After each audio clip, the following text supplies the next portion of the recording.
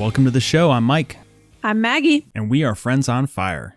And we're on a mission to get friends to talk about money. So Maggie, you typically introduce the voicemails that we have or the comments that we've received, but I have a special one today that absolutely made my day. I think I know what this is. I tried to bury it in our voicemail archive, but you found it anyways. I found it, and we're going to play it right now. Hi, this is Maggie's mother. I want to agree with Mike. I've now heard him mention it 2 times. Maggie's house is too cold when it is cold outside and too hot when it's too hot outside. I'm the mom. I know where the thermostat is, though, and I raise it when I get there. Agree with you, Mike. Bye, kids. I love that comment because clearly it shows I'm not crazy, even though you make fun of me about it. And I love it even more that it's your mom. I know. I feel like she sort of sold me out there. Like, we're in the middle of a quarantine. Like, I may quit checking on her and bringing her food and stuff, you know?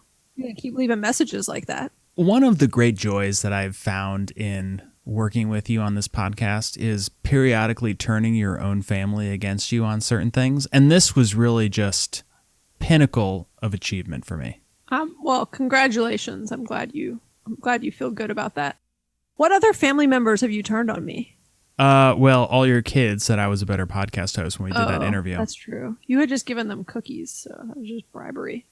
They're easily swayed. Yeah, whatever works. Okay, well, that's enough comments for today. We'll jump into our episode. Yeah, but if anybody else in Maggie's family or extended friend group wants to call in and criticize her about something and agree with me, please do so.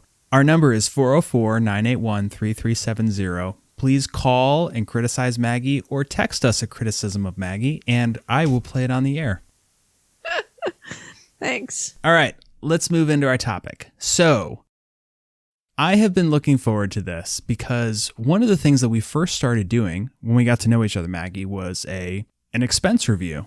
And so you calculated all your expenses, you tracked them, and then I gave you shit about them. Well, you gave me shit. Yeah. Yeah. You say critique, I say give you shit.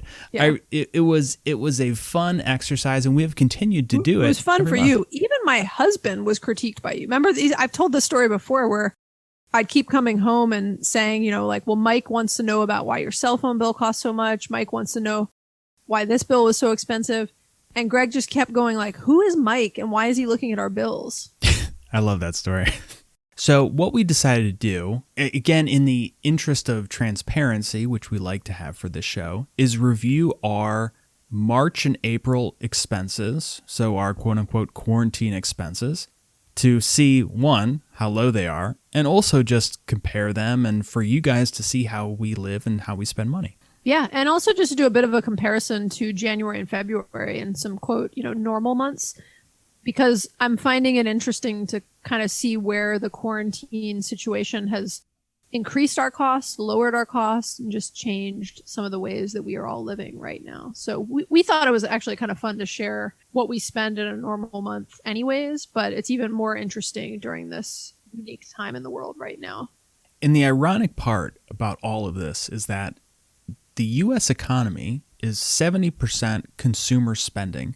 And so we are, of course, encouraging people not to spend money as part of their normal lives. But when everybody stops spending money, when they lose jobs or can't go to the store, then the economy crashes. And that's what we're seeing. And so it's kind of weird that something we are endorsing on a regular basis has now become the normal for the entire world. And we're seeing the repercussions of it. It's funny you say that. I don't know if I ever told you this story, Mike, but a few months ago, right when we had started the podcast, I remember I was walking in the neighborhood with my husband, and we have these deep philosophical discussions when we walk. And he was making this point that it took me a minute to get what he was saying, but he was saying exactly what you just said. He was like, don't you think it's interesting that the way that you guys, everything you're encouraging through your podcasts and what you kind of believe in is encouraging less stuff, less spending, but that's also driving the economy and helping your money to grow. And so you're encouraging everybody to spend less, but you need your stock portfolio and everything else to grow so that you can meet your own personal finance goals. And he was just sort of pointing out the irony, like you were saying. And at the time I was like, oh, shut up, Greg. Like, that's not helpful, you know? you're overthinking this, man. And then it's funny that we're at this time in the world where we're living all it. of a sudden everyone is practicing what we talk about, not by choice, really.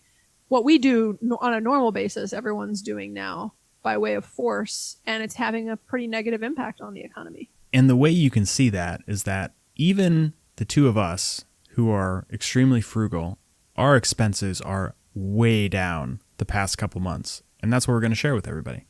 Yeah. All right. So let's first start with the few things that are up.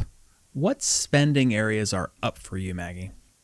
You want me to go first? I just asked you to. Okay.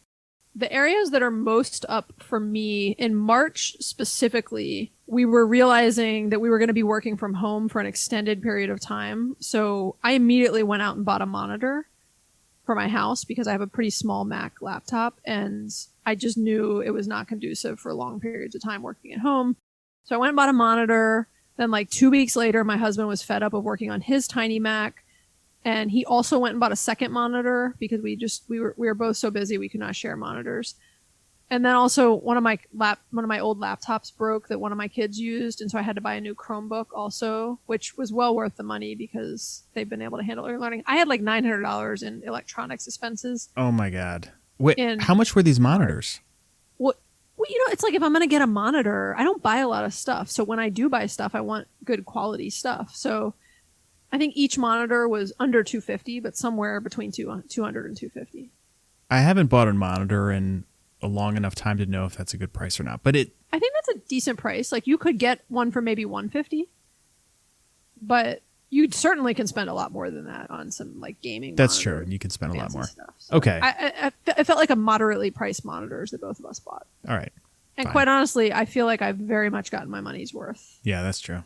So electronics went way up for me in March. I normally would spend nothing to maybe $100, and I spent like $900. Our grocery bill was way up in March. We talked about this on another episode on groceries, but we had done a bunch of extra stocking up shopping, and so we spent more than we normally would. And in March, our groceries was like $850. Our typical grocery bill is maybe $500 to $600 a month on average. But April, I'm way down, which we can talk about in a minute, because I'm working my way through all this crap we stocked up on last month. I'd say electronics, groceries, and then some housewares. Like, again, we bought like a new table for the kids at IKEA that we knew would be helpful for some of the e-learning stuff, just to have a little bit more space for them to work on. And those were my main things that have been more expensive lately. What about you, Mike?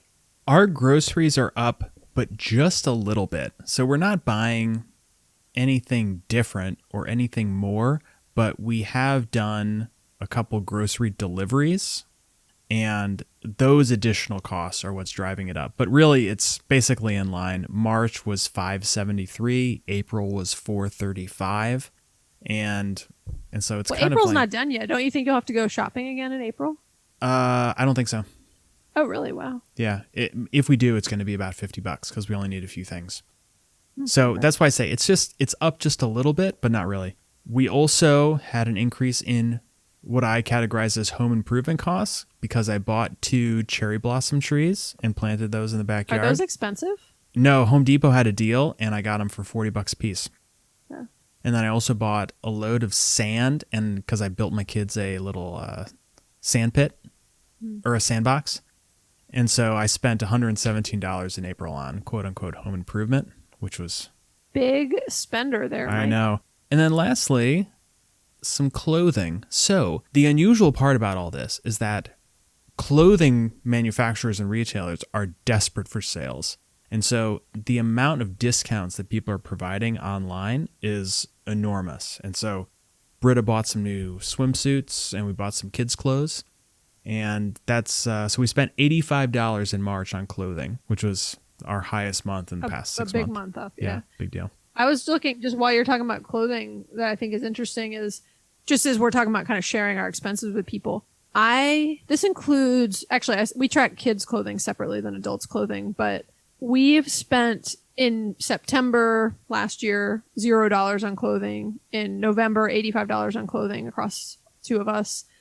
In December, $128 on clothing. And then January, February, March, and April, we've spent nothing on clothing in our household. That's incredible. Well done. And then kids, we've only spent like $200 in the past 6 months on clothing. Now, 2 of our kids, we don't really have to buy clothing for because it's already paid for in child support. And so really the kids have a lot of clothes and don't frequently need a lot of new clothes. So. And you gave us a huge bag of all your old clothes. So that's a cost saver right there. They've been wearing that stuff like crazy. Do I get a donation receipt for that? Nope. Okay. What else has been up? Anything else? No, that's it. Really nothing. Even the things that are up are not really up. Yeah, that's funny. Yeah, I mean, I will say my March month was pretty rough. So it's hard to quote them as up. I just had a lot of things that hit, and like big annual expenses, like our annual pool membership that hits in March, annual insurance that hits in March. We had some travel expenses from a spring break trip that we had prepaid for that we then got money back for in April because it got canceled. When you saw my expenses for March, you had a lot to say on them.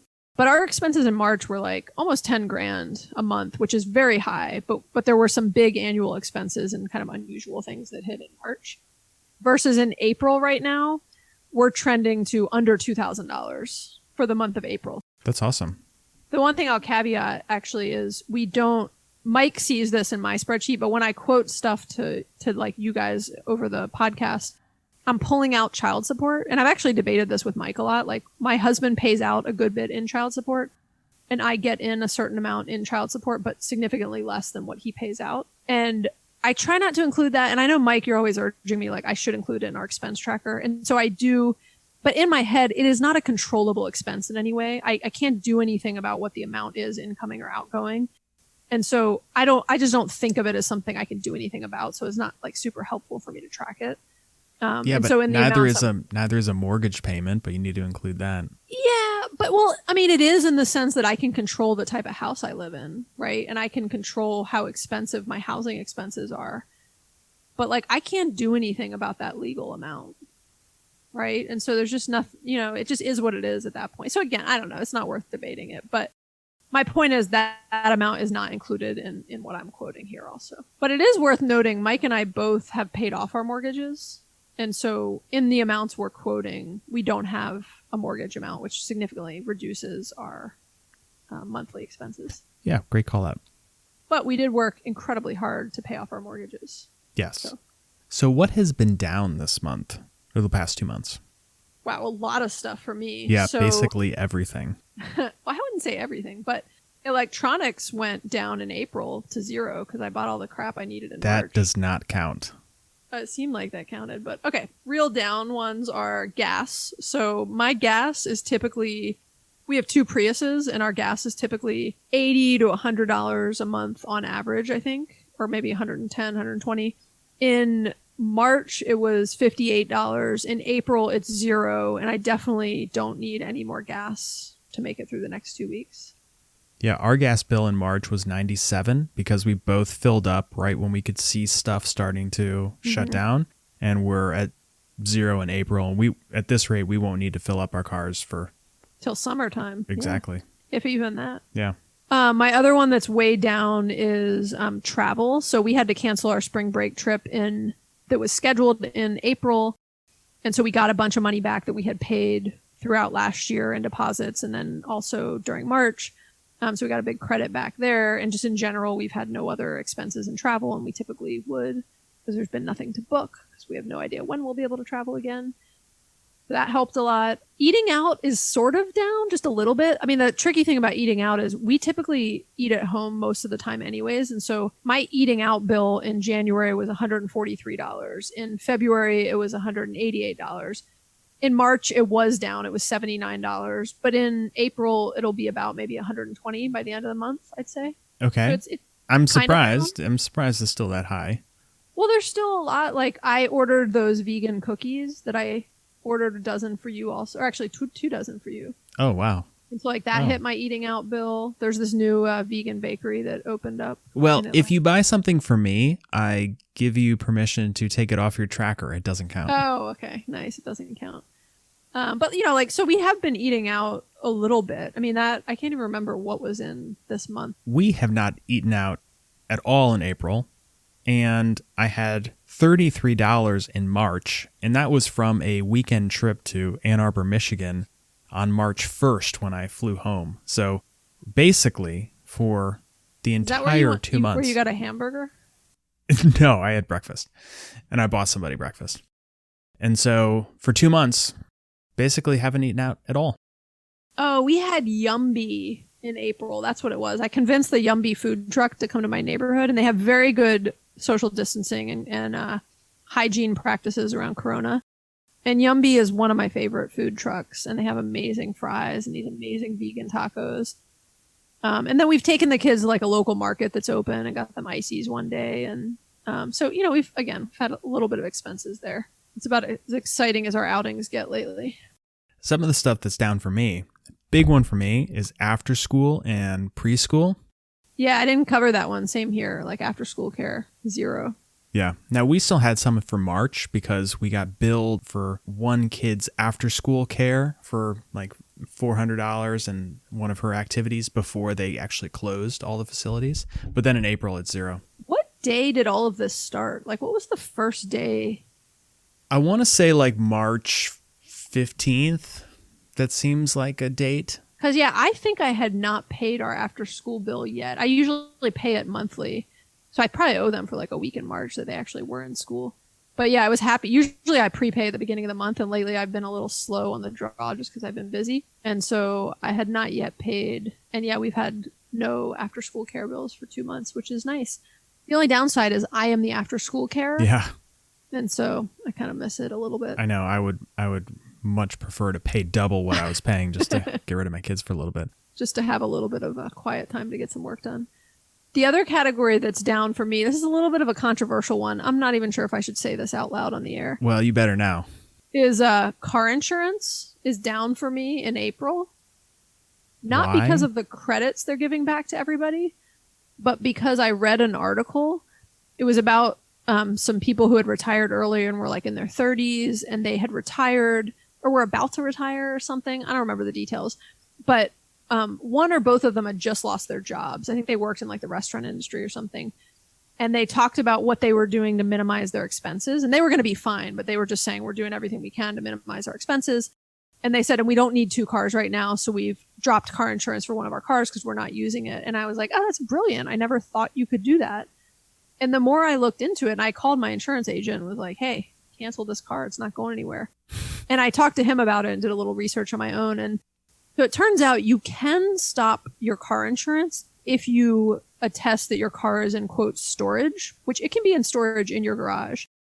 And as long as you just are clear that you're not driving it anywhere, because you legally do have to have car insurance. I think in most states it's a legal requirement. What's a little confusing is that it's like you're supposed to turn off your car registration during that time because you can't have a car registered that doesn't have insurance, but you can have a car in storage as long as it's not registered and doesn't have insurance. So we haven't yet stopped the registration because I feel like that's going to be a pain in the butt to turn on and off. So I'm just I'm waiting until like I get a letter from the county, which my insurance agent said I'll eventually get. Who knows? This is risky. There was a storm the other night and I was lying. It was a bad storm and I was lying in bed and I was like, oh, Greg, this was probably like a stupid, short-sighted idea of mine because like a tree is going to fall in your car. And then you'll get fined by the county. And then, then I'm going to get like fines and I'm going to have to, pay for a car to be repaired because a tree fell on it and it was uninsured. So this was, it was a little bit of an experiment, honestly. I just wanted to see what would happen and how it works.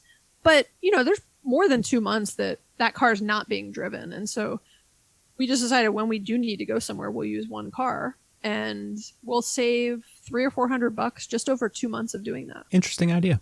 Yeah, it's a little bit of a risky idea, I'll be honest.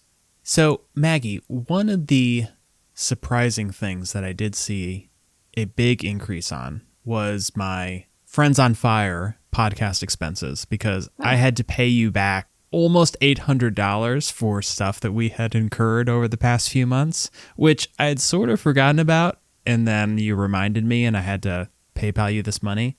So that one was a big hit. Just do quarterly reimbursements instead of like monthly. I know. Part of me thought you were just going to forget about it, but you didn't. And I had to pay you back. But really changed my total numbers for March and April. It did, right. Yeah. So what were your total spending for March and April? I have mine. So this is where things get confusing. For April, I got like $3,000 in credits from the house we had booked for spring break. That's not how this Don't works. include that? That's Okay. not how this works. I How much understand. did you spend? So let me just pull because I have those amount. And what about my car insurance refund? No. What about the Friends on Fire money you paid me? Let me just go to mine spend. while you How think much about did I how you want to spend? answer this. I spent $4,400 in March and April, which is low for me, and I'm pretty happy about it.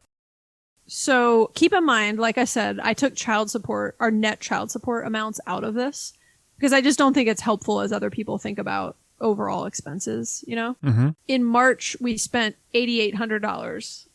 Oh, it's painful. I spent $2,400 in March. I know. It's even more painful when you compare it to that. Yeah, it's not a competition.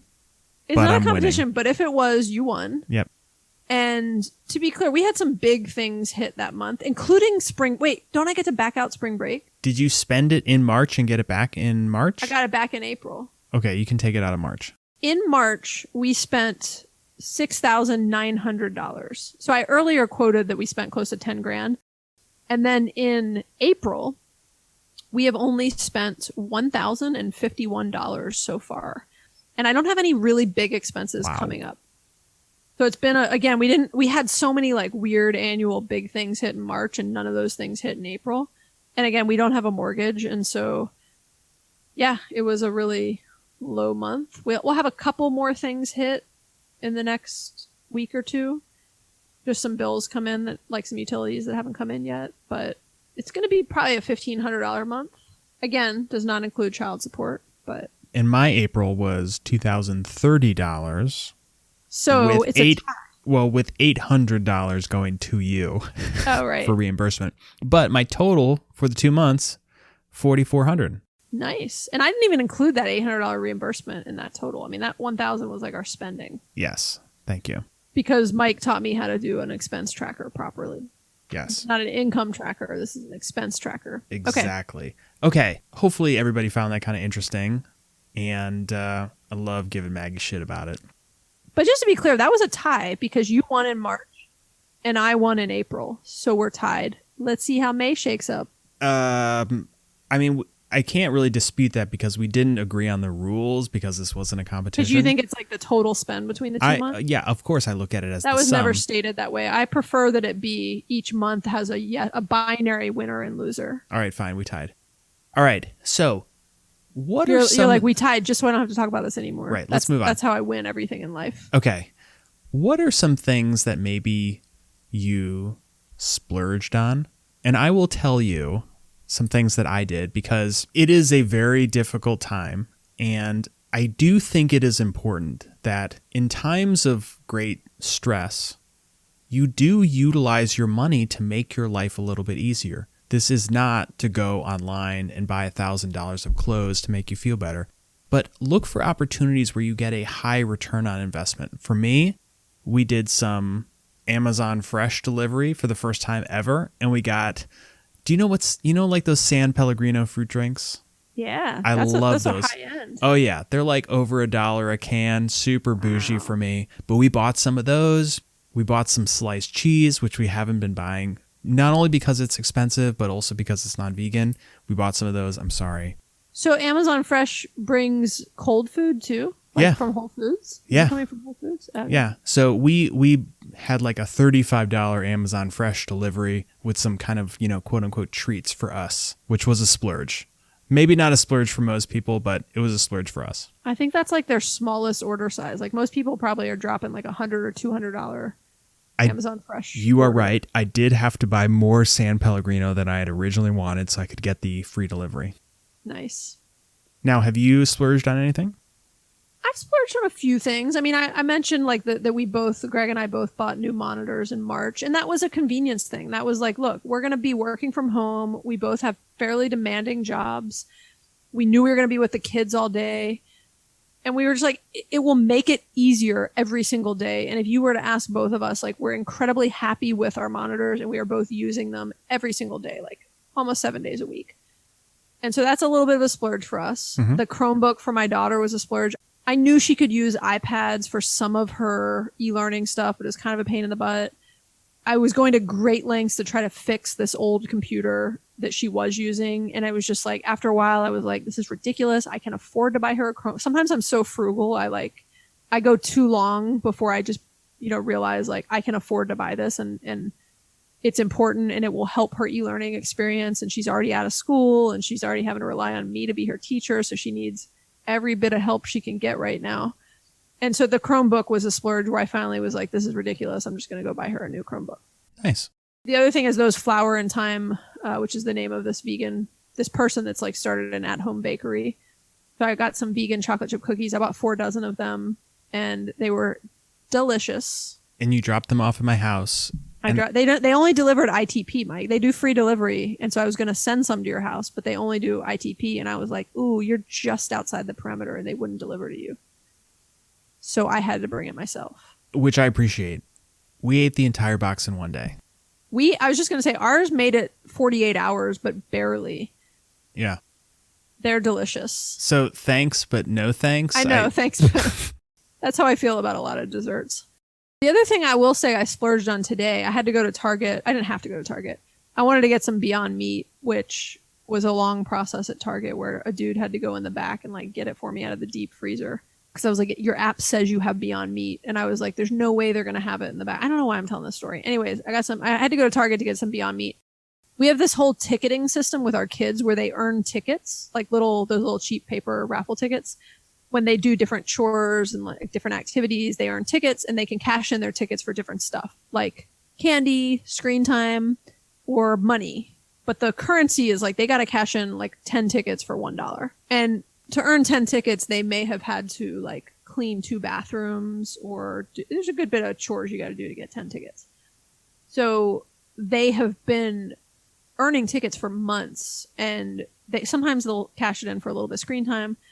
This morning, they all show up at our door and they're like cashing in 300 tickets for $30. And I was like, whoa, I didn't expect you guys to all cash in your tickets at once. And so they wanted LOL dolls from Target. They've been really playing with their LOL dolls a lot lately. And so I was like, look, we made you a deal with these tickets. I didn't expect you would cash them in all at once. It was similar to when I showed up to you and was like, you owe me $800 for fire expenses. Anyways, so they came and they were like cashing in their tickets.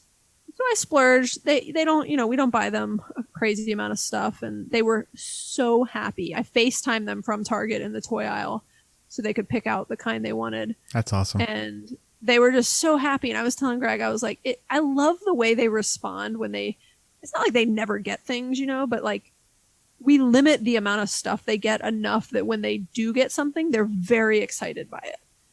So I just love it because they were so happy. They were so thankful. And they have played with those things like all day today. That's great. That was a long story, but that was a little bit of a splurge.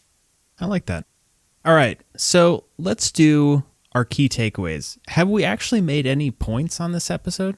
Yeah, I'm not sure we have takeaways. All right. So I would say that one kind of hidden takeaway is that grocery delivery is really expensive. And when this whole lockdown thing's over, no more. Yeah, grocery delivery is a tough this is not a topic. You just want to talk about takeaways? Yeah. I got a whole lot of thoughts on grocery delivery and socioeconomic disparity of who we're sending into grocery stores and why people aren't just going by themselves, but maybe a topic for another day. Yeah, let's just stick with our key takeaways.